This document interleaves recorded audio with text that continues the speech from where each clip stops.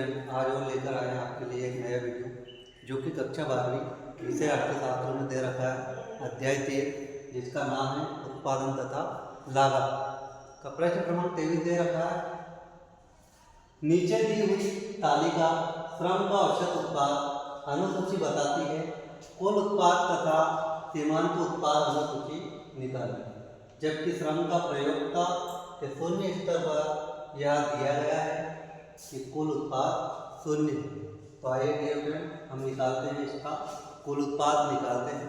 कुल उत्पाद निकालने के लिए फार्मूला है टीपी बराबर एपी बराबर टीपी गुणित एल। तो ये हो जाता है हमारा एपी। अब हम निकालेंगे टीपी। तो टीपी निकालने के लिए हो जाता है,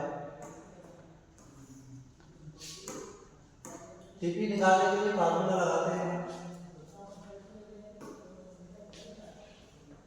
टीपी गुणित टीपी बराबर एपी गुणित एल। तो हमें टीपी प्राप्त हो जाता है। यहाँ पर दे रखा है औसत उत्पाद एपी दो में एल का भाग देते हैं तो हमें प्राप्त होता है 2।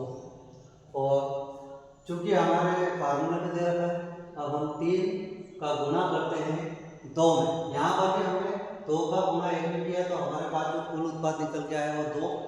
ठीक इसी प्रकार 3 में हम 2 का गुणा करते हैं तो हमें प्राप्त होता है कुल उत्पाद 6 प्राप्त होता है। ठीक इसी प्रकार से 4 में हम 3 का गुणा करते हैं तो हमें प्राप्त होता है 12।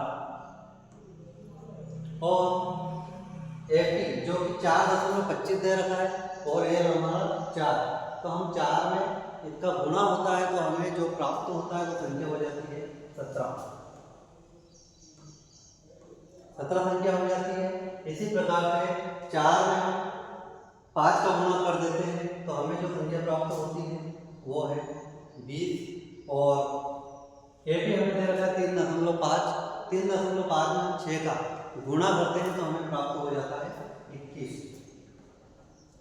तो डियर स्टूडेंट, ये जो कि हमारे प्रश्न में दे रहा था कि कुल उत्पाद ज्ञात कीजिए।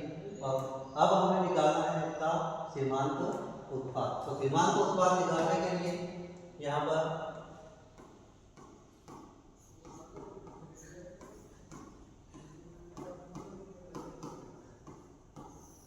सीमांत उत्पाद निकालने के लिए एमपी का हो जाता है मार्जिनल प्रोडक्ट। एमपी निकालने के लिए formula TP N minus TP N minus 1। ये फार्मूला होता है जो हमें सीमांत उत्पाद निकालना होता है। MP marginal product. एमपी निकालने के लिए TP N minus TP N minus 1 हो जाता है। तो देखो यहाँ पर रियल टीपी दे रखा है 2 ऐसा लिखेंगे TP N minus 1। TP N में से माइनस टीपी एन माइनस 1 करेंगे तो हमें सीमांत उत्पाद ज्ञात होगा। 6 में से जब 2 को हम माइनस करते हैं तो हमें प्राप्त होता है 4। ठीक इसी प्रकार से 12 में से 6 को माइनस करने पर हमें प्राप्त होता है 6। 17 में से 12 को माइनस करने पर हमें जो प्राप्त होता है सीमांत उत्पाद 5 होता है। और 20 में से 17 को माइनस करने पर हमें प्राप्त होता है 3। और इसी प्रकार से 21 में से 20 को माइनस करने पर टीपीएन माइनस 1 करने पर इसमें से इस वाली संख्या को घटाने पर हमें प्राप्त होता है 1। 20 में से 21 में से 20 को माइनस करने पर हमें 1 प्राप्त होता है, जो कि हमारे प्रश्न में दे रखा था कि कुल उत्पाद तथा सीमांत उत्पाद निकालिए, जो कि हमने निकाल दिया है।